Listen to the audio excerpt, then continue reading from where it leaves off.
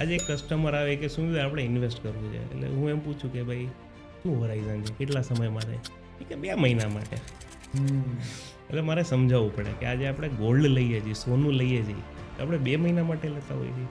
નથી લેતા. આપણે એને ભૂલી જવા માટે લઈએ છીએ.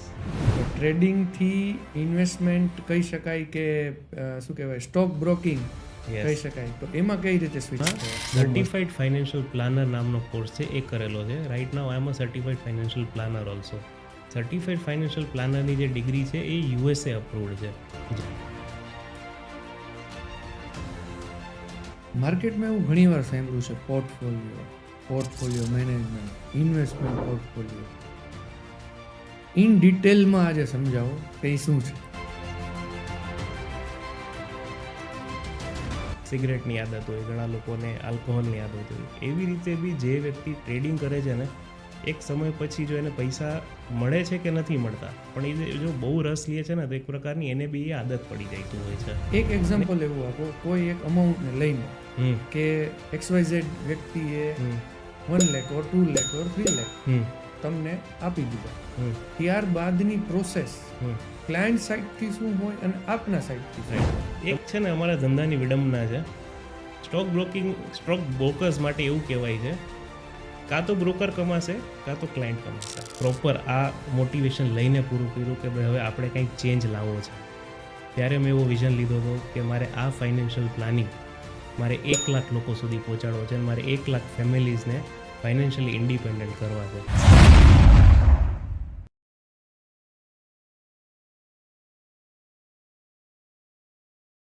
નમસ્તે, એસ્પાયર પોડ કૌશિકમાં આપનું સ્વાગત છે. મિડલ ક્લાસ ફેમિલીમાં કેરિયર અને ફાઇનાન્શિયલ ચેલેન્જીસ આવતા હોય છે. આ ચેલેન્જીસને દૂર કરી અને એક સારા લેવલે પહોંચનાર વ્યક્તિ સુમિત મોટવાણી, કે જેમનું કામ છે ઇન્વેસ્ટમેન્ટ ગાઈડન્સ આપવાનું. જ્યારે એમને બિઝનેસ સ્ટાર્ટ કરેલો ત્યારે એ એમનો ફેવરિટ સબ્જેક્ટ હતો, અને ત્યારે એમને એવું રિસર્ચ કરીને જાણવા મળ્યું કે લોકોને ઇન્વેસ્ટમેન્ટ પોર્ટફોલિયો ગાઈડન્સની જરૂર હોય છે.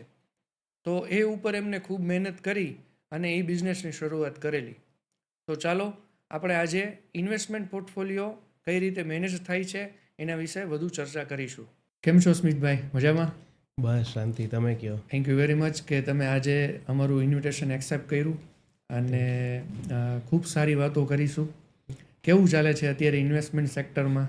તાબડતોબ તેજી હો ભાઈ, તાબડતોબ. ખૂબ સારું, કોઈ બ્રેક જ નથી. વાહ, ખૂબ સરસ, ખૂબ સરસ. થોડું તમારી લાઈફ જર્ની વિશે, બિઝનેસ વિશે જણાવો.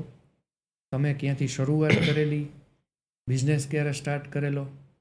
જેમ કે તમે ઇન્ટ્રોમાં તો મને ઇન્ટ્રોડ્યુસ કરી જ ચૂક્યા છો. બહુ એક હમ્બલ મિડલ ક્લાસ ફેમિલીમાંથી આવું છું. એક એવા પરિવારમાંથી આવું છું જે પહેલાં સંયુક્ત હતું, પછી ઘણા બધા ફેમિલી પ્રોબ્લેમ્સના હિસાબે પછી મારા પપ્પાને છૂટા પડ્યા. સ્ટ્રગલ પપ્પાએ બહુ જોઈ. શરૂઆતમાં એવું બધું આપણે નાણાકીય રીતે બહુ એવા સ્થિર નહોતા, પણ એમની જે જર્ની હતી એ ખરેખર ઇન્સ્પાયરિંગ જર્ની હતી મારી માટે. અને તમે એવું કહી શકો કે નીચેથી ઉપર અને ઉપરથી પાછું નીચે અને ત્યાંથી પાછું ઉપર, એટલે જેમ સેન્સેક્સ ચાલે છે સાહેબ, એવી રીતે જ મારી થોડીક લાઈફની જર્ની રહી છે. શરૂઆતમાં નાણાકીય સ્થિતિ બહુ અઘરી હતી, પણ પછી પપ્પાએ જે મહેનત કરીને એક બિઝનેસ સેટ કર્યું અને એના પછી જે એમના એસ્પિરેશન્સ ચેન્જ થયા અને અમે પાછા ફર્શ ઉપર આવી ગયા. ત્યાંથી પછી આ લેવલે પહોંચવું એ ખરેખર અઘરું હતું, અને આ જ બધી વસ્તુ જે શિખામણ મને એમાં મળી એ જ મને બિઝનેસમાં ઘણો સપોર્ટ કરે છે હમણાં. ઓકે, તમારા ફાધરનો વ્યવસાય શું હતો અને એનો જે વ્યવસાય છે એ પરથી તમને તમારા બિઝનેસ શરૂ કરવા માટે શું ઇન્સ્પિરેશન મળેલું? એકચ્યુઅલી છે ને, મારા પપ્પા હોલસેલ બિસ્કિટ પેપરમેન્ટના વેપારી હતા, અને રાજકોટમાં એક સારી એવી બજાર છે, મોચી બજાર કરીને ઓળખાય છે, ત્યાં અમારું સારું એવું હોલસેલનું કામ હતું. શરૂઆતમાં જેમ વેપાર થતો એવી રીતે જ, અને એ વેપારને આપણે એ લેવલે પપ્પા લઈ ગયા હતા કે જ્યાંથી લોકો એમની પાસે જાણવાનું શીખવા હતા કે આ વેપાર કેવી રીતે થાય. સડનલી કંઈક એવું થયું કે જેથી એ બજારમાં 2-3 દુકાનોમાંથી 20-30 દુકાનો થઈ ગઈ, અને સખત કોમ્પિટિશનના હિસાબે પપ્પાનો જે બિઝનેસનો વોલ્યુમ હતો એ ઓછો થઈ ગયો. એટલે એમને કંઈક નવી વસ્તુ જાણવા મળી એ સમયે. આ તમને વાત કરું છું 2005ની આજુબાજુ, જ્યારે પહેલી વખત એમને કોઈક એક બેંકનો એમ્પ્લોય મળ્યો અને ડીમેટ અકાઉન્ટ વિશે એમને જાણકારી આપી, અને ત્યારથી એ મારા પપ્પા જે છે એ ડીમેટ અકાઉન્ટ ઓપન કરાવીને ટ્રેડિંગના વે ઉપર ચાલ્યા. કયા યરની વાત કરો છો આ? 2005. 2005. અને એ જે તમે ટ્રેડિંગ અકાઉન્ટની વાત કરી, ત્યારે તમારા ફાધરનો એક્સપિરિયન્સ કેવો રહ્યો હતો? જેમ આપણા બધાનો હોય છે શરૂઆતમાં, એમને કાંઈ એક્સપિરિયન્સ હતો જ નહીં આ ફિલ્ડનો. તે છતાં બી એમણે કોકની સલાહ ઉપર ડીમેટ અકાઉન્ટ ખોલીને એની રીતે જાતે જ ટ્રેડિંગ કરવાનું શરૂ કર્યું. અને જેવું બધા સાથે થાય છે, શરૂઆતમાં બહુ સારા પૈસા મળ્યા. એટલે એક એવી થોટ પ્રોસેસ આવી એમના મનમાં કે આપણે જે મહેનત દુકાનમાં કરીએ છીએ, જે ઇન્વેસ્ટમેન્ટ દુકાનમાં કરીએ છીએ, જો એટલું જ કેપિટલ લઈને આપણે જો શેરબજારમાં કામ કરીએ અને આપણે આપણી રીતે ટ્રેડિંગ કરીએ, તો બની શકે કે આનાથી સહેલા નમૂને અને સારી ઇન્કમ બી આપણે જનરેટ કરી શકીએ છીએ. અને આવું જ કંઈક છે ને આજની તારીખમાં બી એ વસ્તુ વેલિડ છે કે જે નવા લોકો આ ફિલ્ડમાં વિધાઉટ એની ગાઈડન્સ કે વિધાઉટ એની નોલેજ આવે છે, એ બી ક્યાંક ને ક્યાંક સેમ જ ફીલ કરે છે. એટલે તમે કહી શકો કે 2005 હોય કે 2024 હોય, સિચ્યુએશન માર્કેટ માટે ચેન્જ થઈ જ નથી. આપનું એજ્યુકેશન ફાર્મસીમાં, અને આપ આફ્રિકા જોબ કરવા ગયેલા, યસ. તો એમનો એક્સપિરિયન્સ તમારા બિઝનેસમાં તમને કઈ રીતે મદદરૂપ થાય છે? એકચ્યુઅલી આમાં હું થોડુંક તમને પાછળ લઈ જઈશ. જ્યારે મારા ફાધરે 2005માં ટ્રેડિંગ ને બધું શરૂઆત કરી, અને એમને એક તમે એવું કહી શકો કે ઘણા લોકોને સિગરેટની આદત હોય, ઘણા લોકોને આલ્કોહોલની આદત હોય, એવી રીતે બી જે વ્યક્તિ ટ્રેડિંગ કરે છે ને, એક સમય પછી જો એને પૈસા મળે છે કે નથી મળતા, પણ એ જો બહુ રસ લે છે ને, તો એક પ્રકારની એને બી એ આદત પડી જાય છે. અને એના હિસાબે શું થયું કે અમારો બિઝનેસ ઉપર તો ધ્યાન નહોતું જ જતું પપ્પાનું, સાથે સાથે ટ્રેડિંગમાં લોસ ઘણો જતો હતો. એટલે એનાથી શું થયું કે આપણે એક એવી સંકટમાં આવી ગયા. તમને હું 2005થી 2008ની વાત કરું તો ત્યારે મારી ઉંમર 18 વર્ષની આજુબાજુ, 2008માં 18 વર્ષની આજુબાજુ હતો, અને જસ્ટ મેં 12મું ક્લિયર કર્યું હતું. અને મને એક આઈડિયા આવી ગયો હતો કે ભાઈ જો આપણે લાઈફમાં કંઈક કરવું હશે તો આપણી પાસે એક સ્ટેબલ બિઝનેસ હોવું જરૂરી છે. જે પપ્પા કરે છે એ ક્યાંક ને ક્યાંક મને સમજાતું નહોતું. એક 18 વર્ષ કે 17 વર્ષના છોકરાને શેરબજાર વિશે કંઈ જાણકારી ના હોય. એટલે એ સમજાતું હતું કે ભાઈ આપણી પાસે ધંધો નથી, એટલે આપણી આવી હાલત થાય છે. એટલે ત્યારે મેં એવું નક્કી કર્યું. અમારા ગ્રુપ સર્કલમાં મેં ઘણી બધી અલગ અલગ બિઝનેસ કમ્યુનિટીના મારા ફ્રેન્ડ્સ હતા. એમાંથી એક વ્યક્તિ હતો જેના પપ્પાનું દવાનો કારખાનો હતો, એટલે મેડિસિન ફેક્ટરી હતી. એ આયુર્વેદિક મેડિસિન ફેક્ટરીનું મેન્યુફેક્ચરિંગ કરતા. તમને ખ્યાલ હોય તો વિક્સની ગોળી આવે, એ ટાઈપની, એને અમારી સાયન્ટિફિક લેંગ્વેજમાં લોસેન્જીસ કહેવાય, એ ટાઈપનું મેન્યુફેક્ચરિંગ હતો, ને બહુ સારું કરતા હતા એ લોકો.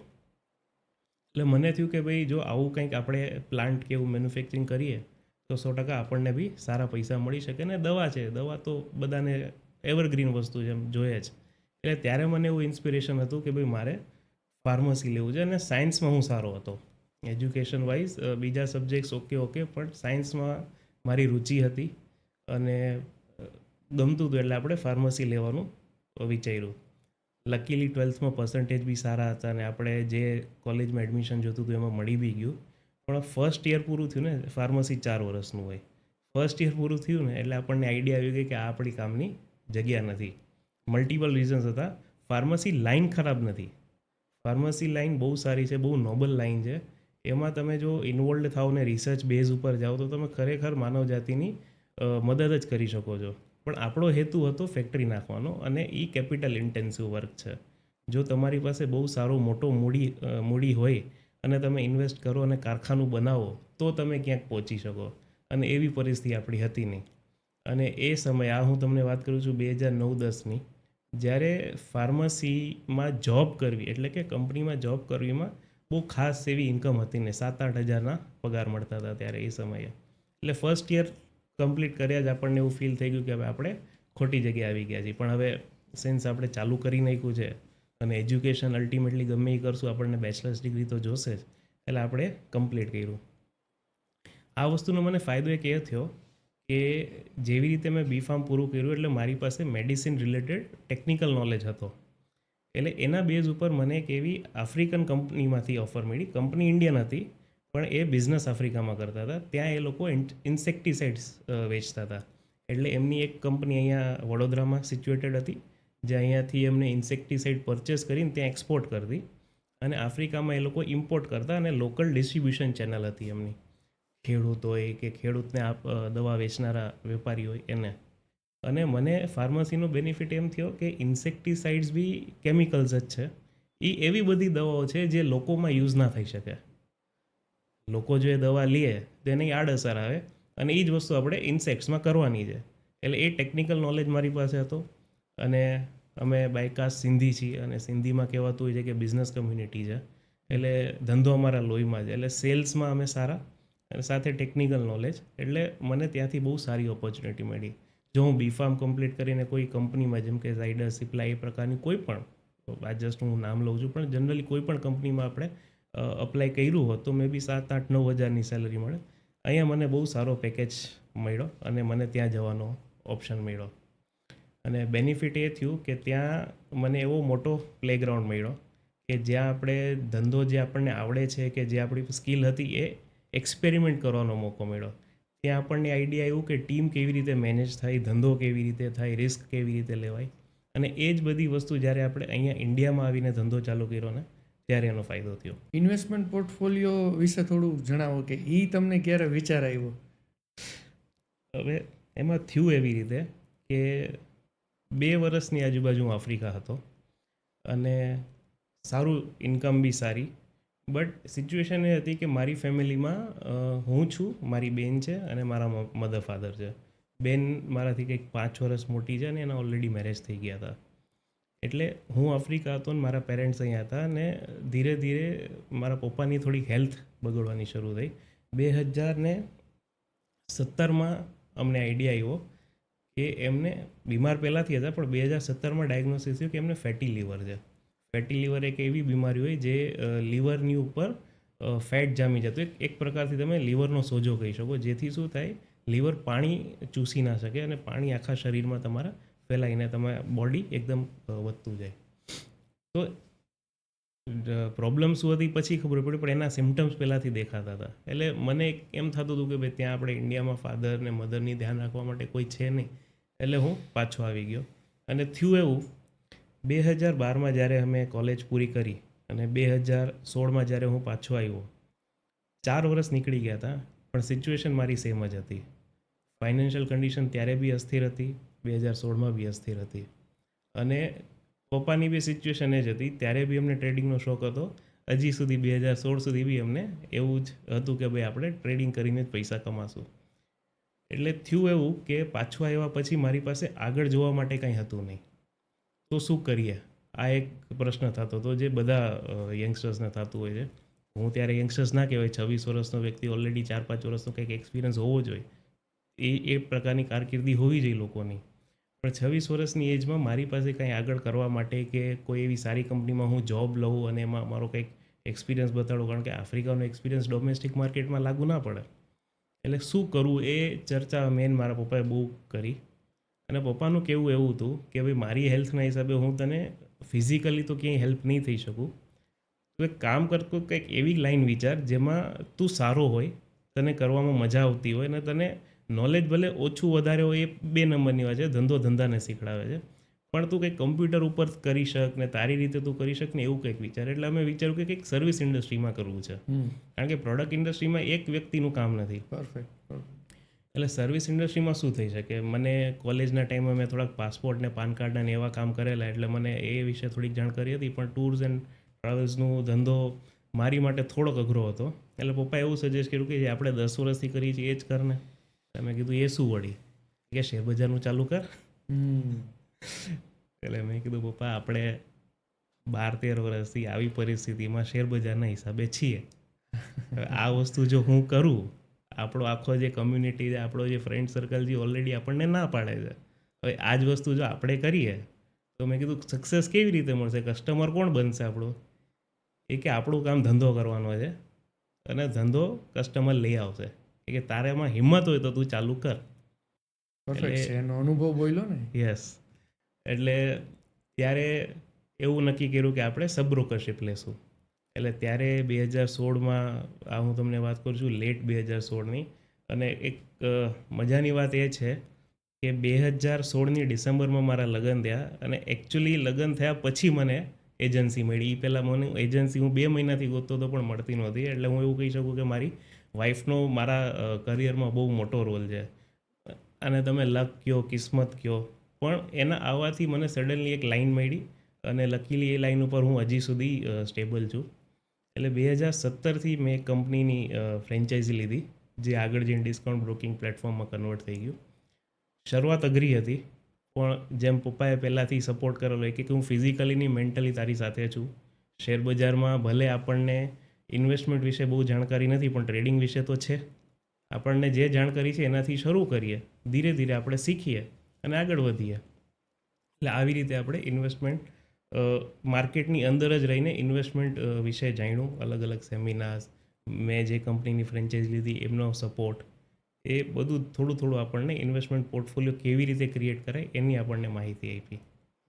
ફર્સ્ટ તમારો પાસ્ટ એક્સપિરિયન્સ તમે મને એવો શેર કર્યો કે ટ્રેડિંગ, અને અત્યારે તમે હમણાં ઇન્વેસ્ટમેન્ટ બોલ્યા. યસ. તો ટ્રેડિંગથી ઇન્વેસ્ટમેન્ટ કહી શકાય કે શું કહેવાય, સ્ટોક બ્રોકિંગ કહી શકાય, તો એમાં કઈ રીતે સ્વિચ થયા? બહુ મસ્ત પ્રશ્ન છે. જનરલી લોકો છે ને આમાં બહુ કન્ફ્યુઝ થાય છે. મારે ટ્રેડિંગ કરવું છે, આજે એક કસ્ટમર આવે કે શું આપણે ઇન્વેસ્ટ કરવું છે, એટલે હું એમ પૂછું કે ભાઈ શું હોરાઇઝન છે, કેટલા સમય માટે?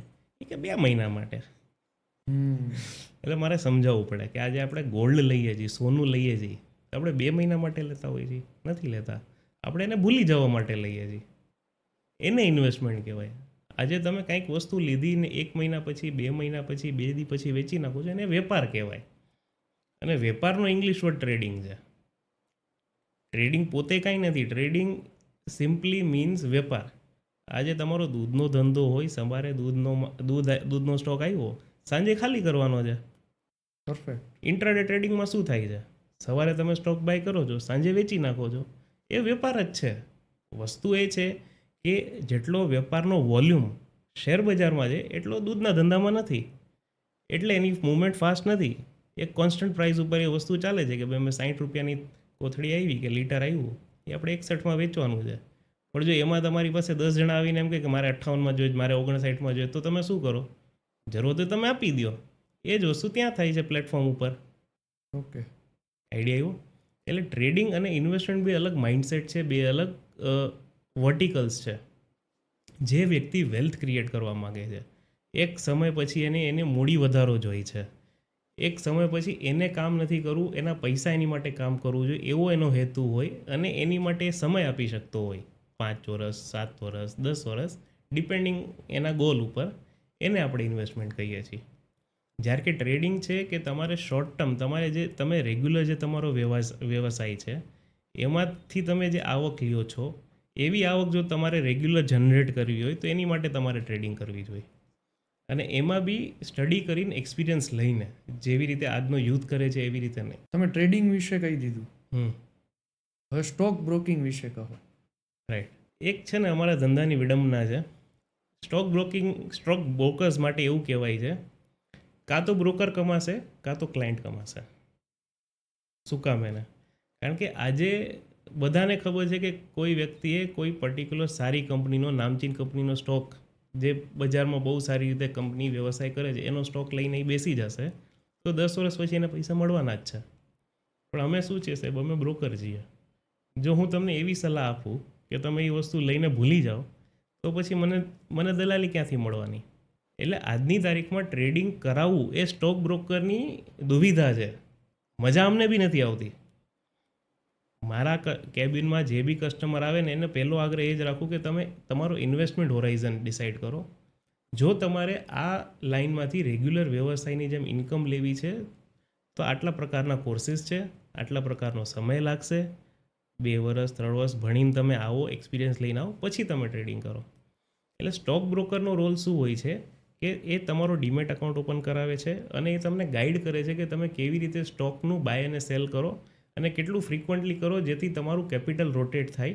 આજે તમને મેં અગેન જેમ દૂધના ધંધાનો એક્ઝામ્પલ આપ્યો, એવી રીતે સવારે તમારું દૂધ આવ્યું, સાંજે વેચાઈ ગયું. સવારે 10,000નો માલ લીધો, સાંજે 10,000નો માલ વેચાઈ ગયો. માર્જિન બહુ નાનું છે, પણ સુકામેન કારણ કે એ પૈસા રોટેટ થાય છે. એ 10,000 રૂપિયા જે તમારું કેપિટલ છે એ મહિનામાં 20 વખત ફરે છે. એટલે એ ભલે 1% કે 2% બી માર્જિન હશે ને તો એ 50%નું રિટર્ન તમને આપશે. સેમ સ્ટોક બ્રોકિંગમાં અમારો રોલ એ હોય છે કે અમે કસ્ટમરને કેવી રીતે એક નાની અમાઉન્ટ 25,000, 50,000, 2 લાખ, 5 લાખ રૂપિયા ઇન્વેસ્ટ કરાવીને એને રોટેટ કરાવીએ. અમારો હેતુ એવું હોય છે કે એ નાના તો નાના માર્જિનમાં રોટેટ થવા જોઈએ. સવારે લીધું સાંજે વેચ્યું, ભલે 0.5% 1% માર્જિન મળે, પણ એ અડધો ટકો બી તમે આખા મહિનાનો જ્યારે ટોટલ મારો ને તો 5 થી 10% રિટર્ન તમને આપી જાય. આ અમારો હેતુ હોતું હોય છે. એક એક્ઝામ્પલ એવું આપો કોઈ એક અમાઉન્ટને લઈને હમ કે XYZ વ્યક્તિએ હમ 1 લાખ ઓર 2 લાખ ઓર 3 લાખ હમ તમને આપી દીધા. હમ ત્યારબાદની પ્રોસેસ હમ ક્લાયન્ટ સાઇડથી શું હોય અને આપના સાઇડથી શું હોય? તમારો ક્વેશ્ચન બહુ વ્યવસ્થિત છે કે ભાઈ સુમિતભાઈ મેં તમને પૈસા આપી દીધા, હવે તમે શું કરશો? હું અહીંયા થોડુંક ડિસ્ટિંક્શન આપવા માગું છું. પૈસા અમે લેતા નથી. પૈસા તમારે તમારા ડીમેટ એકાઉન્ટમાં રાખવાના છે. આજે કોઈ વ્યક્તિ એમ કે તમે મને પૈસા આપી દો, હું મારી રીતે જોઈ લઈશ, તો એ ગેરકાયદેસર એક્ટિવિટી છે. એવી એક્ટિવિટીનો જે તમને ઓફર આવતી હોય તો એને રિજેક્ટ કરજો. એમાં એઝ અ ઇન્વેસ્ટર તમારી સેફટી નથી. અમારી લાઇનમાં, શેરબજારની લાઇનમાં ક્યાંય પણ 2 નંબરનો વ્યવહાર થતો નથી. કોઈ પણ તમારો સ્ટોક બ્રોકર, ભલે તમારું ખાતું ગમે ત્યાં હોય, સ્ટોક બ્રોકર હોય કે સબ બ્રોકર હોય, એ ક્યારેય બી કેશમાં ટ્રાન્ઝેક્શન્સ કરતા નથી.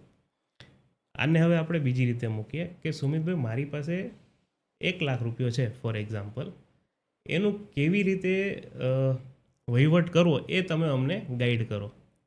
આ પ્રશ્ન તમારો સાચો થશે. અમે એવું કહેતા હોઈએ છીએ કે જો તમે ઇન્વેસ્ટમેન્ટ કરો છો તો તમે એટલીસ્ટ 3 કે 5 લાખ રૂપિયા લઈને આવો. લાખ રૂપિયાની રકમ એવી છે કે એને આપણે રોટેટ બી કરીએ અને ફોર એક્ઝામ્પલ 15% રિટર્ન બી આપણે કાઢી લઈએ, તો એ આખા વર્ષની એવી કોઈ મોટી રકમ નથી થતી કે જે તમારા રેગ્યુલર ઇન્કમમાં કંઈક એડ ઓન કરે.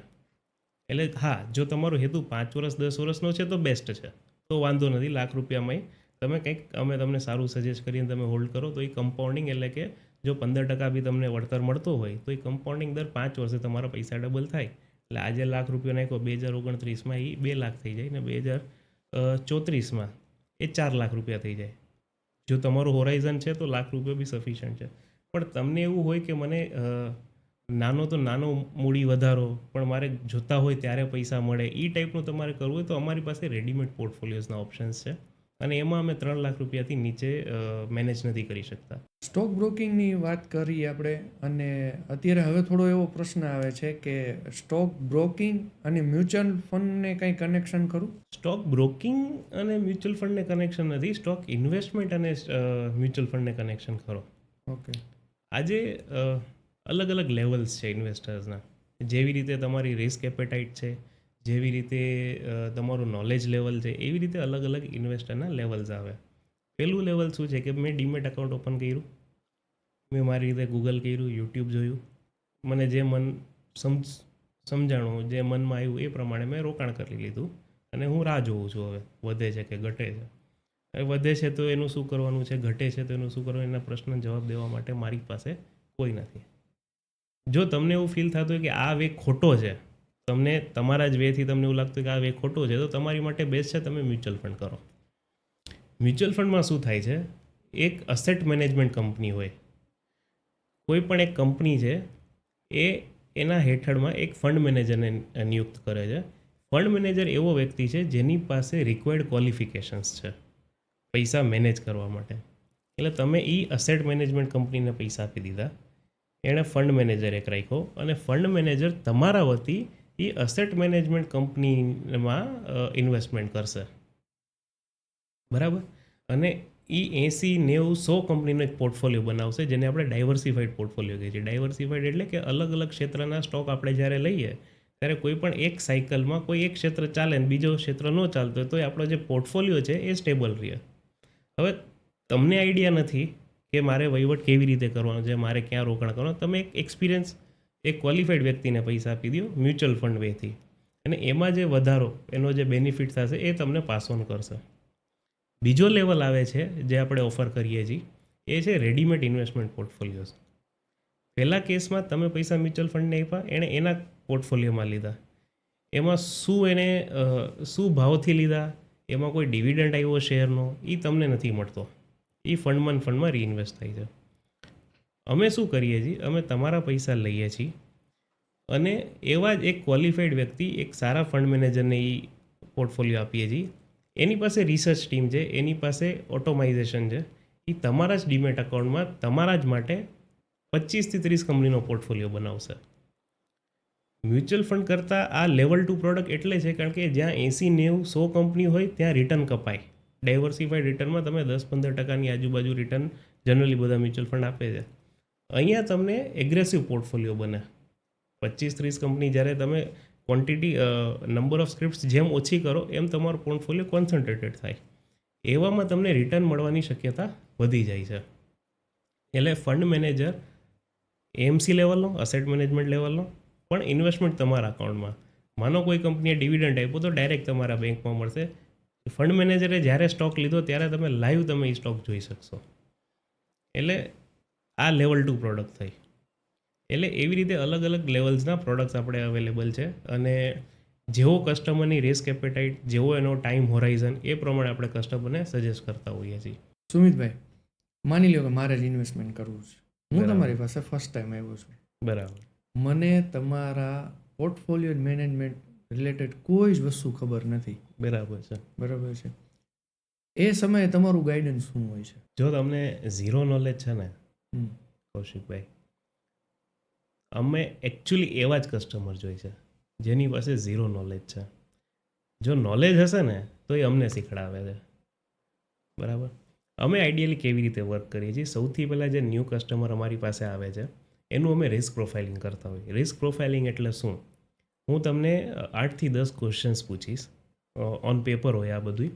એમાં મલ્ટિપલ ચોઇસ હોય, A, B ને C.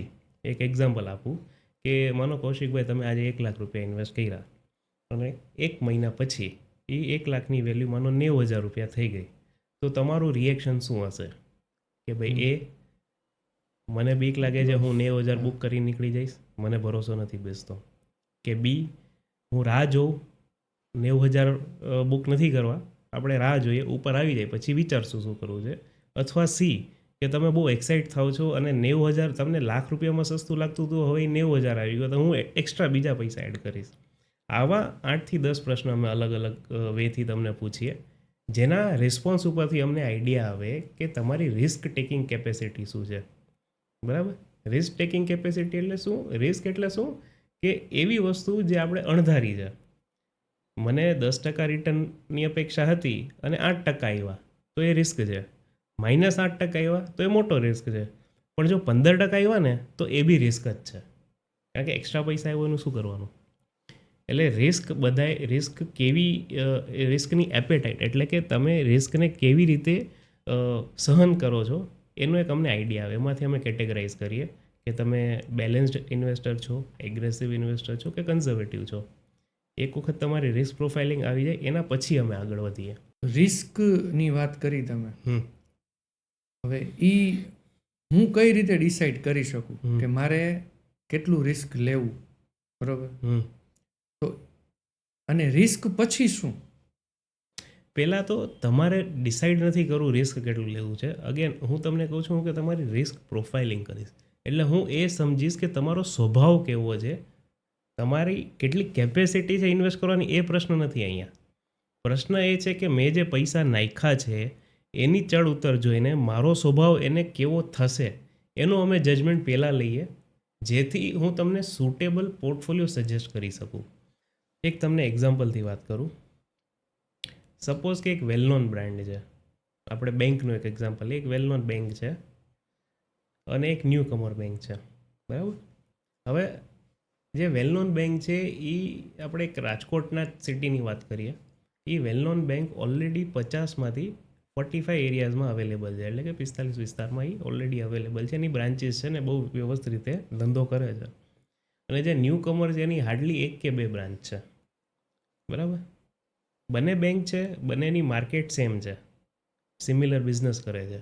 અને એઝ અ ઇન્વેસ્ટર તમને એવું થયું કે મારે એફડી કરવી છે, તો તમે પહેલી પ્રેફરન્સ કોને આપશો? Of course well known brand. Right.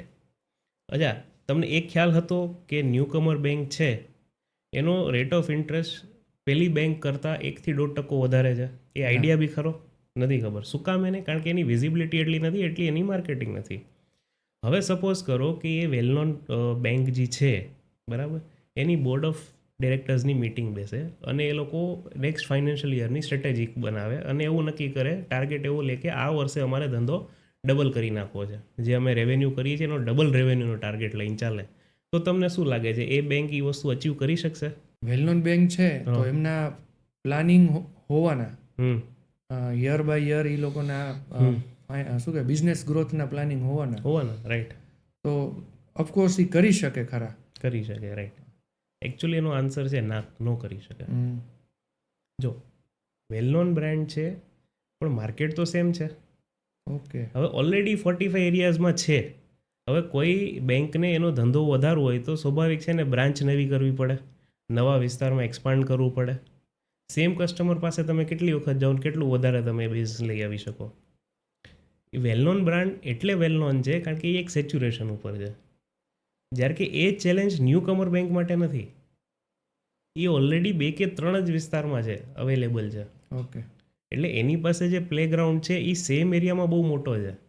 એ પેલી બેંક 2 ગણું નહીં, આને 10 ગણું ગ્રો કરવું હોય, 20 ગણું ગ્રો કરવું હોય, કરી શકશે.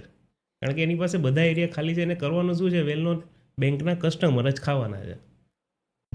તમારું કહેવાનું એવું છે કે વેલ નોન બેંક છે એમની પાસે છે ને બ્રાન્ચીસ વધારે છે, હમ પણ સામે એ વેલ નોન છે એટલે હમ. એમની પાસેના જે ઓફર્સ છે, એફડી ઇન્ટરેસ્ટ છે, એ એના ઉપર એનું ફોકસ છે જ નહીં. ફોકસ છે જ નહીં. કારણ કે ખબર છે અમે વેલ નોન છીએ, અમે ઓછા વ્યાજ દરે બી અમે બિઝનેસ લઈ આવી શકીએ. અચ્છા, અહીંયા મારો જે ડિસ્કશન છે એ બેંકનો બિઝનેસ નથી. મારું કહેવાનો અર્થ એવું છે કે ભાઈ અલગ અલગ પ્રકારના જે શેર્સ માર્કેટમાં અવેલેબલ છે, મોસ્ટલી આપણે એને નામ આપીએ છીએ લાર્જ કેપ, મિડ કેપ અને સ્મોલ કેપ. જે વેલ નોન બેંક છે એ લાર્જ કેપ કેટેગરીમાં આવે છે. બરાબર. તમારો જે પ્રશ્ન હતો કે મારી રિસ્ક મારે કેટલું લેવું, એ મારે કેવી રીતે જજ કરવું, તો એ આવી રીતે જજ થાય. માનો કે તમારી રિસ્ક પ્રોફાઇલિંગ કરી મેં અને મને એમાં આઈડિયા આવ્યો કે તમે એ પ્રકારના વ્યક્તિ છો જે બહુ હેવી રિસ્ક કે એગ્રેસિવ રિસ્ક નથી લઈ શકતા, એને સેફ ઇન્વેસ્ટમેન્ટ કરવું છે. બરાબર. તો તમને હું જે પોર્ટફોલિયો આપીશ એ એવું આપીશ જે મોસ્ટલી આ પ્રકારના લાર્જ કેપ પોર્ટફોલિયોમાં ઇન્વેસ્ટ કરતું હોય. બેંકમાં નાખીશ એવું નથી કહેતો, પણ એવા કોઈ પણ હું સેક્ટર લઈશ, સપોઝ ઓટો સેક્ટર હશે તો એમાં જે વેલ નોન બ્રાન્ડ હશે હું એમાં ઇન્વેસ્ટ કરીશ. એનો બેનિફિટ શું થાય કે આપણને ખ્યાલ છે કે પેલી જે વેલ નોન બેંક છે ભલે 1-2% વ્યાજ ઓછું આપે છે, પણ એની ક્રેડિબિલિટી છે માર્કેટમાં. એ ધંધો મે બી આ વર્ષે ડબલ નહીં કરી શકે, પણ એનો જે ધંધાનો ગ્રોથ છે એ ડી ગ્રોથ નહીં થાય, એ ત્યાંથી નીચે નહીં આવે. એ એક હાથી બની ગયું છે. એ ચાલશે ને ધીરે ધીરે ચાલ્યા જ કરશે. જ્યારે કે પેલી ન્યૂ કમરમાં શું છે કે કોઈ પણ એક મોટો એવો સ્કેમ થાય કે મોટી એવી લોન્સ એનાથી દેવાઈ ગઈ હોય અને એની રિકવરી ના આવે, બરાબર, તો એ બેંકને બેકફૂટ ઉપર જવું પડે. એટલે શક્યતા છે કે એ એફડીના રેટ ઓફ ઇન્ટરેસ્ટ તો મૂકો, બેંકરપ્ટ બી થઈ શકે. એટલે એ રિસ્કી પ્રોડક્ટ થઈ ગઈ. એટલે તમારો જે ઇન્વેસ્ટમેન્ટ છે એ તમારી જે રિસ્ક એપેટાઇટ છે એ મોડરેટ કે બેલેન્સ કેટેગરીમાં હશો તમે, તો હું તમને લાર્જ કેપ પોર્ટફોલિયો આપીશ.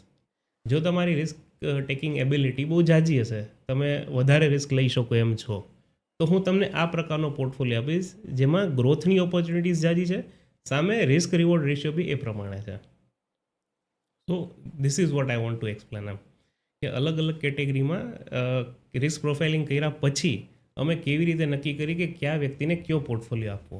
માર્કેટમાં એવું ઘણીવાર સાંભળ્યું છે, portfolio management, investment portfolio. In ડિટેલમાં આજે સમજાવો કે એ શું છે. પોર્ટફોલિયો હું તમને એક થોડુંક સરળ ભાષામાં સમજાવવાનો પ્રયાસ કરીશ. આજે આપણે હમણાં એક એક્ઝામ્પલ લીધો ન્યૂ કમર બેંક અને વેલ નોન બ્રાન્ડનો.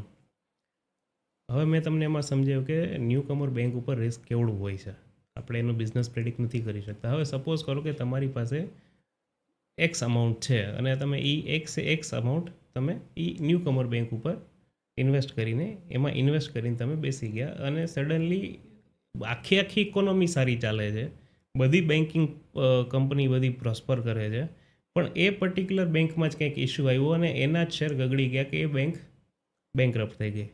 તો અહીંયા રિસ્ક શું છે, તમારી એક્સ અમાઉન્ટ ઝીરો થઈ જશે. એ જે છે એને કહેવાય કોન્સન્ટ્રેટેડ રિસ્ક. આપણે આ કોન્સન્ટ્રેટેડ રિસ્કને આપણે ડાયલ્યુટ કરવું છે. જે ઘાટ છે ને એને આપણે આમ આછી કરવી છે.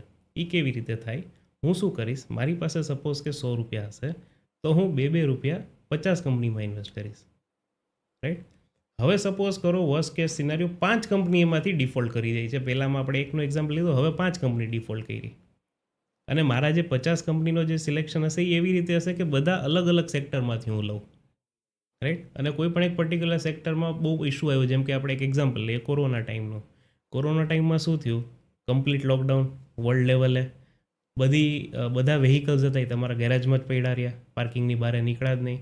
એટલે તમે પેટ્રોલ ઇન્ડસ્ટ્રી કહો કે તમે ઓટોમોબાઈલ ઇન્ડસ્ટ્રી કહો, એ 2 વર્ષ 3 વર્ષ માટે હોલ્ડ ઉપર આવી ગઈ.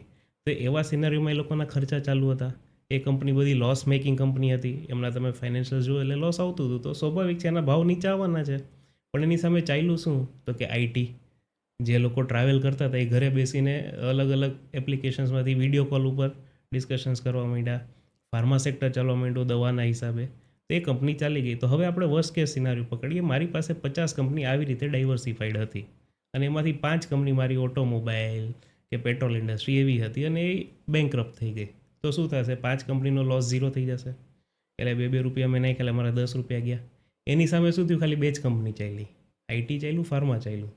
પણ એ એવું ટ્રેમેન્ડસ ચાલ્યું ને કે એ 10 રૂપિયાની સામે 20 રૂપિયાનો મને પ્રોફિટ કરાવી ગયા. તો ઇવન તો કે મારી પાસે એવી સ્ક્રિપ્ટ્સ હતી કે એવા સ્ટોક્સ હતા જેમાં કેપિટલ આખું વાઇપઆઉટ થઈ ગયું, તો એ ઓવરઓલ જે મારો વેલ્યુએશન હતું મારા ફંડનું એ પ્લસમાં ગયું. શું કામ? કારણ કે મેં એનો પોર્ટફોલિયો બનાવ્યો હતો. આ જે આખી પ્રક્રિયા છે ને પોર્ટફોલિયો કહેવાય. વાહ, ખૂબ સરસ. આજે ઇન ડિટેલ છે ને મને સમજાણું કે પોર્ટફોલિયો આ રીતે મેનેજ થતો હોય છે, અને એ કોઈ ઓર્ડિનરી વ્યક્તિ ન કરી શકે, બીકોઝ એક્ઝેક્ટલી. એમનું નોલેજ છે ને ઇન ડિટેલ હોવું રેર કેસમાં શક્ય હોય છે. તમે છે ને વાત કરી કે પોર્ટફોલિયો મેનેજમેન્ટ છે એ તમે કરો છો. ડીમેટ અકાઉન્ટ અમારું હોય છે, યસ કેપિટલ અમારી હોય છે. યસ જે કેપિટલ છે એ તમે અમને ક્રેડિટ કરાવો છો, ડિપોઝિટ કરાવો છો અમારા અકાઉન્ટમાં, મતલબ ડીમેટ અકાઉન્ટમાં. Perfect perfect. જે તમે જે કામ કરો છો એ અમે જોઈ પણ શકવાના છીએ. Yes. ટ્રાન્સપરન્સી તમારી ક્લિયર છે. યસ. હવે ક્વેશ્ચન આવે છે તમારા ચાર્જનો. ચાર્જની ચિંતા તમે જરાય ન કરતા. સાવ નોમિનલ ચાર્જીસ હોય છે. ગમે ઇન્વેસ્ટર અફોર્ડ કરી શકે એવું હોય છે, અને કોઈ પણ ઇન્વેસ્ટમેન્ટ પ્રોડક્ટમાં ક્યારેય એવા ચાર્જીસ નથી હોતા કે એનાથી એનું રિટર્ન કપાય. એટલે તે છતાં બી જો ડિટેલિંગ હશે તો જે પણ વ્યક્તિ ઇન્વેસ્ટ કરવા આવશે, ઇવન તમે આવશો તો આપણે ડિટેલમાં વ્યવસ્થિત બેસીને એનું ડિસ્કશન કરી શકશું. તમારી ફિલ્ડમાં, તમારા બિઝનેસમાં જે કંઈ તમે કામ કરી રહ્યા છો યસ. એમાં અપડેટ રહેવા માટેના પ્રયાસો તમારા શું હોય છે? આ તો તમે બિઝનેસનું પૂછ્યું, પણ મારું એવું માનવું છે, આપણે નોર્મલી આપણું એજ્યુકેશન છે ને 12મા પછી કોલેજ પછી સ્ટોપ કરી દેતા હોય છે. ઘણા લોકો છે જે એના ફિલ્ડમાં એક જગ્યાએ સ્ટેગ્નેન્ટ થઈ જાય છે. એનું ફક્ત રીઝન એવું છે કે એની જાતને સેલ્ફ ડેવલપમેન્ટ ઉપર ફોકસ, સેલ્ફ એજ્યુકેશન ઉપર ફોકસ નથી કરતો. આપણને પહેલાંથી આદત છે કે સ્કૂલમાં જેટલું ભણાવે એટલું આપણે ભણવાનું. એકચ્યુઅલી જો તમારે ગ્રો કરવું હોય, એ ફાઇનાન્શિયલ ફ્રન્ટ ઉપર, બિઝનેસ ફ્રન્ટ ઉપર કે પર્સનલ ફ્રન્ટ ઉપર, તમારો ટાર્ગેટ એવો હોવો જોઈએ કે એવરી યર મારી ઇન્કમનું એક્સ અમાઉન્ટ મારે મારા સેલ્ફ એજ્યુકેશનમાં ઇન્વેસ્ટ કરવું છે. હું શું કરું છું? હું બુક્સ વાંચું છું, રેગ્યુલર અમારી ઇન્ડસ્ટ્રીઝના સેમિનાર્સ અટેન્ડ કરું છું, અને તમે નહીં બિલીવ કરો, સાયકોલોજી અને સ્પિરિચ્યુઅલ જે સબ્જેક્ટ આપણા બિઝનેસ સાથે લિંક્ડ નથી એવા બી સેમિનાર્સ હું ઓનલાઈન ફીઝ આપીને અટેન્ડ કરું છું, જેથી મને એક હોલિસ્ટિક અપ્રોચ મળે છે, અને એનાથી મારું કોન્સન્ટ્રેશન અને નોલેજ એક જગ્યાએ કેવી રીતે ઇમ્પ્લિમેન્ટ કરું એનું મને ગાઈડન્સ મળે. એટલે સેલ્ફ એજ્યુકેશન, સેમિનાર્સ અને books, these are the 3 important things you should follow. Perfect. હવે એક ક્વેશ્ચન એવો છે કે તમારી પાસે આજે હું ફર્સ્ટ ટાઈમ આવ્યો ત્યારથી લઈને તમે મને ટોટલ ગાઈડન્સ આપ્યું છે, બરાબર છે? તો તમારા પર મારે ટ્રસ્ટ કેમ મૂકવો? રાઈટ. જનરલી શું હોય કે આપણે ડોક્ટર્સ પાસે જતા હોય તો એ એમની ડિગ્રીને લઈને કનેક્ટેડ હોય છે, રાઈટ રાઈટ. સીએ છે, બરાબર છે. આપણે અકાઉન્ટન્ટ પાસે હવે સિનારીઓ આખો ચેન્જ થઈ ગયો છે. બહુ પાસ્ટમાં આપણે એવું વિચારીએ કે ત્યારે છે ને અકાઉન્ટન્ટ વધારે હતા, હવે સીએ વધારે છે. રાઈટ. અત્યારે હવે તમારા કેસમાં એવું શું હોઈ શકે કે લોકો તમારા પર ટ્રસ્ટ કરે અને તમારી સર્વિસીસ લેવા માટે શું કહેવાય એમને કોઈ એવું પ્રશ્ન ન રહે? પરફેક્ટ. સેમ જેમ તમે કીધું કે ભાઈ ડૉક્ટરની આપણે MBBSની ડિગ્રી જોતા હોય, ભલે આપણે વેરીફાઈ નથી કરતા, પણ ઓફિસમાં જાઓ એટલે એ ફ્રેમ થયેલી પડી હોય, તમે ગમે ત્યારે ચેક કરી શકો.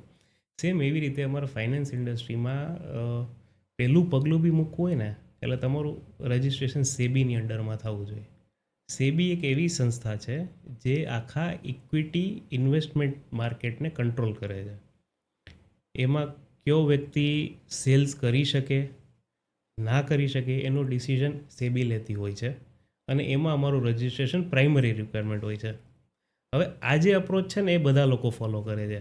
અમે અલગ શું કરીએ છીએ? મેં 2021માં સર્ટિફાઈડ ફાઇનાન્શિયલ પ્લાનર નામનો કોર્સ છે એ કરેલો છે. Right now I am a certified financial planner also. Certified financial પ્લાનરની જે ડિગ્રી છે એ USA અપ્રૂવડ છે. જેટલી પણ ડેવલપ્ડ કન્ટ્રીઝ છે, તમે ઓસ્ટ્રેલિયાનું નામ લઈ લો, કેનેડા, અમેરિકા, ત્યાં જે ફાઇનાન્શિયલ પ્રેક્ટિસ એવી રીતે થતી હોય છે, ત્યાં ડૉક્ટર તરીકે જ કામ થતું હોય. ડૉક્ટરનો રોલ શું છે? તમને ડાયગ્નોસિસ કરે, પછી એ પ્રમાણે પ્રિસ્ક્રિપ્શન લખીને આપે. ફાર્મસીનું કામ છે દવા આપવી, ડૉક્ટરનું કામ દવા આપવું નથી. સેમ એવી રીતે ફાઇનાન્શિયલ પ્રેક્ટિસીસમાં શું થાય?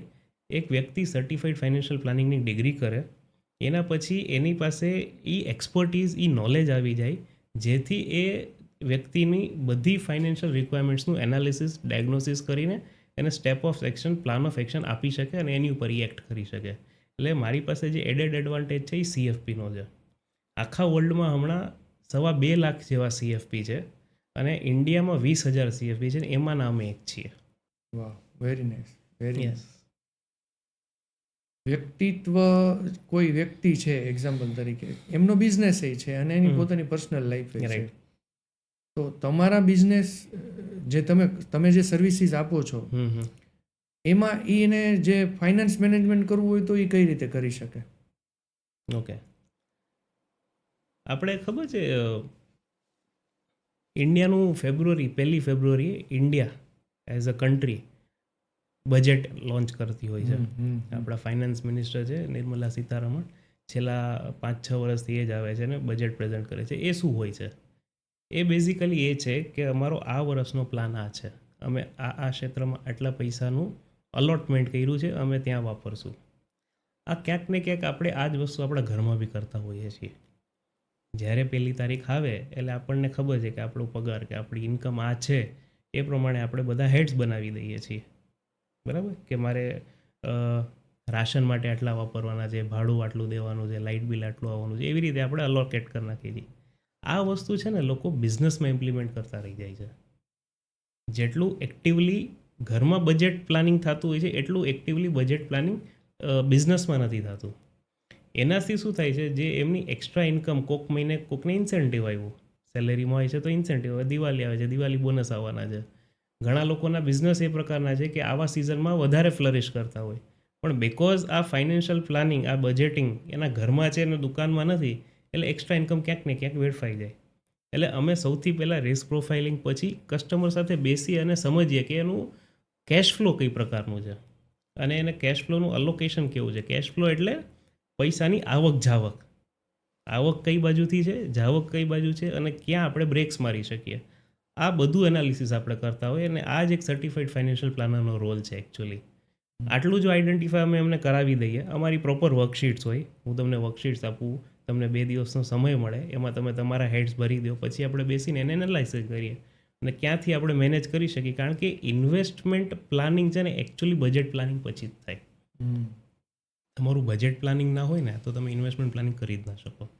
Really it will really helpful for new investor. Definitely. હવે આપણે વાત કરીએ આપના ફ્યુચર વિઝનની. શું છે અત્યારે ફ્યુચર વિઝન?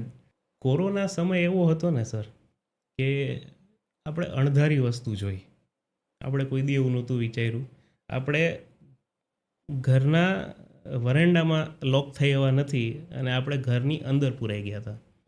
એવી બધો રોગચાળો ફાટી નીકળો કે આપણે જે વિચાર્યું બી નહોતું એવા લોકોને આપણે ગુમાવી દેવા પડ્યા. ત્યારે આપણે કેટલી બધી વસ્તુ આઈડેન્ટિફાઈ કરી. કેટલા લોકો પાસે લાઈફ ઇન્સ્યોરન્સ નહોતું, જે વ્યક્તિ એકનારો વ્યક્તિ જે ઘરમાં આવક લઈ આવતો હતો એનું રક્ષણ નહોતું. અમુક લોકો ભગવાનની દયાથી આજની તારીખમાં જીવતા છે, પણ એ સમયે હોસ્પિટલાઇઝ થયા હતા. અને ત્યારે જે હોસ્પિટલના બિલ્સના જે ઇન્ફ્લેશન, મોંઘવારી, કે ભાઈ ખાલી 6 મહિના પહેલાં જે વસ્તુ 5,000માં થતી હતી તરત કોરોનાના હિસાબે 25,000 50,000 સુધી વહી ગઈ. એનું આપણી પાસે રક્ષણ નહોતું હેલ્થ ઇન્સ્યોરન્સ કે મેડિક્લેમના જમાનામાં. ત્યારે એકચ્યુઅલી મને ત્યારે રિયલાઇઝ થયો કે ટ્રેડિંગ અને ઇન્વેસ્ટમેન્ટનો પોતાનો રોલ છે એક જીવનમાં, પણ જો તમે financial planning as a whole તમારા જીવનમાં ઇમ્પ્લિમેન્ટ નહીં કરો તો તમારું ઇન્વેસ્ટમેન્ટ કે તમારું ટ્રેડિંગ તમને ક્યાંય હેલ્પ નહીં કરી શકે. દુકાન આપણે બંધ રાખવી પડી, આપણો ટ્રેડિંગ એ નહોતું થતું ત્યારે. એટલે ત્યારે મેં વિઝન લીધું હતું કે ત્યારે મેં 2021માં સર્ટિફાઈડ ફાઇનાન્શિયલ પ્લાનિંગ કમ્પ્લીટ કર્યું. એ જે કોરોનાનો લોકડાઉન હતું ત્યારે મેં મારું એજ્યુકેશન પ્રોપર આ મોટિવેશન લઈને પૂરું કર્યું કે ભાઈ હવે આપણે કંઈક ચેન્જ લાવવો છે.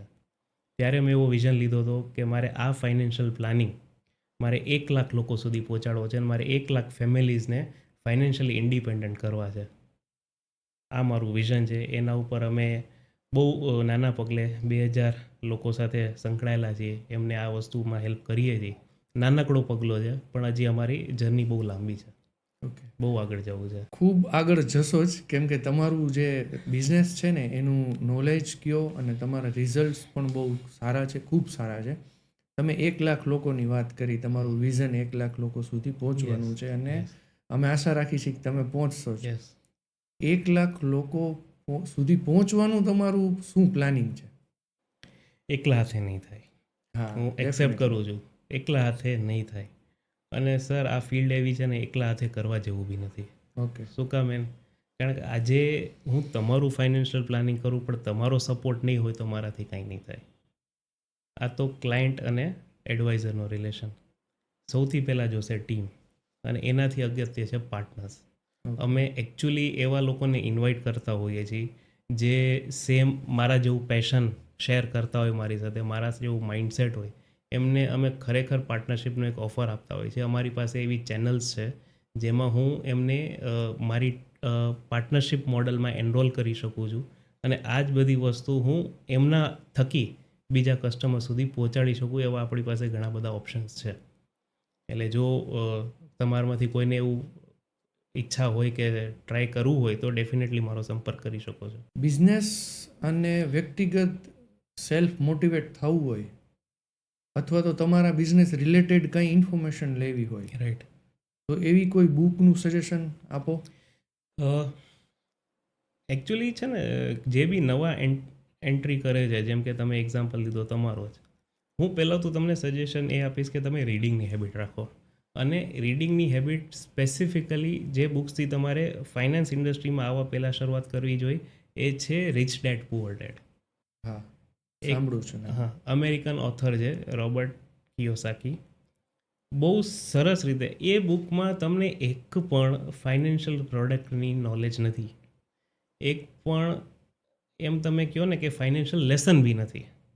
ઓકે, પણ એ જે બુક છે તમારા માઇન્ડસેટ ઉપર કામ કરે છે ઓકે, કે rich dead poor dead, rich લોકોનું માઇન્ડસેટ શું છે, પુઅર લોકોનું માઇન્ડસેટ શું છે, શું મિથ છે કે ભાઈ સારું ભણ્યા, સારી નોકરી કરી, હવે સેટ થઈ ગયા, શું આ બરાબર છે કે એ મિથ છે, એ વહેમ છે, એ કેવી રીતે આઈડેન્ટિફાય થાય? જો તમે આ તમારું પ્લેટફોર્મ છે, આ બેઝ આપશે તમને આ બુક. એક વખત તમે એ બેઝ અન્ડરસ્ટેન્ડ કરશો, એ વસ્તુ તમે સમજશો, પછી તમને આનું એક મોટું પિક્ચર દેખાશે અને પછી તમને હું બીજી બુક સજેસ્ટ કરી શકીશ જેમાંથી તમને ફાઇનાન્શિયલ નોલેજ મળી શકે.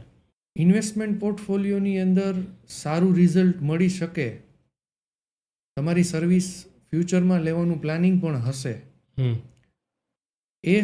એ ડ્યુરેશનની અંદર તમે લોકોને એક સારો એવો મેસેજ આપો કે જે કાં તો તમારી પાસે પ્લાનિંગ કરી શકે અથવા તો એ એની રીતે મેનેજ કરી શકે. એમનું કેપિટલ છે, એમનું ઇન્વેસ્ટમેન્ટ પ્લાનિંગ છે, એ કઈ રીતે મેનેજ કરી શકે એવી એક શોર્ટ ટિપ્સ આપો. કૌશિકભાઈ, માથામાં દુખાવો હોય ને તો આપણે માથાના દુખાવામાં કઈ ગોળી ચાલે ને એનું આપણે સજેશન આપી શકીએ. પણ જ્યારે આખી સિસ્ટમ ડગમગાઈ ગઈ હોય ને તો એ વસ્તુ યુટ્યુબ ને ગૂગલ ઉપરથી ના થાય. એની માટે પ્રોપર ગાઈડન્સની જ જરૂરત પડે. ડેફિનેટલી સાદી શરદીમાં આપણે ક્યારેય ડૉક્ટર પાસે નથી જતા, પણ જો તમને ગંભીર બીમારી છે, તમને એવું લાગે છે ના ખરેખર મારે મારી ફાઇનાન્શિયલ સિચ્યુએશન જે છે એમાં મજા નથી આવતી ને મારે બહાર નીકળવું છે, તો ડેફિનેટલી એક્સપર્ટનું એડવાઇસ લેવું બહુ જરૂરી છે. ડેફિનેટલી તમે 100% રાઈટ છો. Thank you. 100%. આપની સર્વિસીસ કોઈ પણને લેવી છે હમ. તો એ કઈ રીતે લઈ શકશે? અમે એકચ્યુઅલી અપોઇન્ટમેન્ટ બેઝ કામ કરીએ છીએ, કારણ કે અમારી ફિલ્ડ એવી છે કે જેમાં જ્યારે એક વખત કોઈ કસ્ટમર કે ક્લાયન્ટ સાથે આપણે બેસીએ એટલે ક્યારે અડધી પોણી કલાક વહી જાય આપણને ખબર ના પડે ડિસ્કશનમાં. એટલે હું જનરલી મારા બધા કસ્ટમર્સને આગ્રહ રાખું છું કે અમારું અપોઇન્ટમેન્ટ પ્રોપર વેથી લઈને મને મળી શકે છે, અને એ જે અપોઇન્ટમેન્ટની લિંક છે હું તમને શેર કરી દઈશ. તમે ભલે તમારા આ જ્યારે વિડીયો જ્યારે બી પબ્લિશ થાય તમે ડિસ્ક્રિપ્શનમાં મૂકી શકો છો ને એમાંથી લોકો મને કનેક્ટ કરી શકે છે. BNI નેટવર્ક સાથે તમે કનેક્ટેડ છો, યસ. તો BNIનો તમારો એક્સપિરિયન્સ શેર કરો. BNI મેં એકચ્યુઅલી ઘણા સમયથી ફોલો કરતો હતો અને ઘણી ઉત્સુકતા હતી જોઈન કરવાની. એક વખત એ પગલું લીધો મેં, એના પછી મને રિયલાઇઝ થયું કે જેટલા સમયથી હું એને ફોલો કરતો હતો એ એકચ્યુઅલી મેં સમય વેસ્ટ કર્યો. કારણ કે જે પ્રકારનું મારું માઇન્ડસેટ છે, જે પ્રકારનું મારું પેશન છે મારા બિઝનેસને લઈને, એવા લોકોની કંપની હું મિસ કરી રહ્યો હતો, જે કંપની મારી ત્યાં ફૂલફિલ થઈ. એક એવો સ્ટ્રક્ચર જ્યાં તમારી સાથે પાર્ટનર્સ છે, કોમ્પિટિટર્સ નથી. એ જે મજા છે ને સાહેબ, એ લોકોને દર વીકમાં મળવું અને એમની જે કોર એક્ટિવિટી છે કે દર વીકમાં તમે એટલીસ્ટ એક બે જણાને પર્સનલી મળો. ખરેખર સર તમારું જે બી બિઝનેસ હશે ને, તમારું માઇન્ડસેટ એવું વાઇડ કરી નાખે ને, એવું તમે મતલબ તમે અહીંયાનું વિચારતા હોય ને તો તમને વિઝન અહીંયા નહીં આવવા માંડે, આ વચમાં કંઈ રહે જ નહીં. એટલે ખરેખર BNI જે કરે છે એ બહુ સરસ કરી રહ્યું છે અને બિઝનેસ કમ્યુનિટી માટે મસ્ટ છે. અને જો તમે બી એવામાં કોઈ એક હોય મારા જેવા કે હજી જોવે છે, વિચારે છે, તો ડેફિનેટલી હું સજેસ્ટ કરીશ કે તમે એમાં જોઈન થઈ જાઓ, રિસ્ક લઈ લ્યો. અમારો ધંધો રિસ્ક મેનેજમેન્ટનો છે, તમે રિસ્ક લઈ લો, મેનેજ અમે એઝ અ પાર્ટનર્સ તમને કરાવી દેશું. આજે સુમિતભાઈ આપણે ઘણી ચર્ચા કરી, યસ. મને ખુદને ઘણા એવા નોલેજ મળ્યા છે યસ. કે છે ને એ વસ્તુ મેં આની પહેલાં ક્યારેય ઇન ડિટેલ નથી સાંભળી. બરાબર. અમુક વર્ડ સાંભળ્યા હોય તો આપણા વ્યુઅર્સને પણ છે ને આજેનું જે આપણું પોડકાસ્ટ છે ને એ એમને ઘણું હેલ્પફુલ થવાનું છે. તો એના માટે આપને ખૂબ ખૂબ ધન્યવાદ. અને આજે તમે અમારા પોડકાસ્ટમાં એક નવો સબ્જેક્ટ આપણે આપણા વ્યુઅર્સ માટે લાવ્યા છીએ અને ખૂબ સરસ હેલ્પફુલ આજે એ એમને થશે. એકચ્યુઅલી કૌશિકભાઈ, આમાં ધન્યવાદ તમારો કરવો જોઈએ કે તમે આટલો મસ્ત સાહસ કરો છો એસ્પાયર પોડ કૌશિક કરીને. ખરેખર હું ઘણા સમયથી તમારી ચેનલ ફોલો કરતો હતો અને મને ખુદને બહુ ઈચ્છા થતી કે હું આ પ્લેટફોર્મ પર આવું, અને જોગાનો જોગ તમે મને સામેથી ઇન્વાઇટ કરો એની માટે ખૂબ ખૂબ આભાર. અને હું એવું જ ભગવાનને પ્રાર્થના કરીશ કે તમે આવી રીતે જ પેશનથી કામ કરો અને અમારા જેવા લોકોને બોલાવો જેથી તમારા વ્યૂઅર્સને એ પેશન મળે. અને હું તો એવું ઈચ્છું છું જેટલા વ્યૂઅર્સ આ વિડીયો જોવે છે ડેફિનેટલી સબસ્ક્રાઈબ કરજો, કારણ કે આવી સિરીઝ હજી બહુ લાંબી ચાલવાની છે. એક કંઈ વિડીયો તમારો મિસ ન થાય એ ખાસ ધ્યાન આપજો. Thank you Kaushikbhai. Thank you સુમિતભાઈ.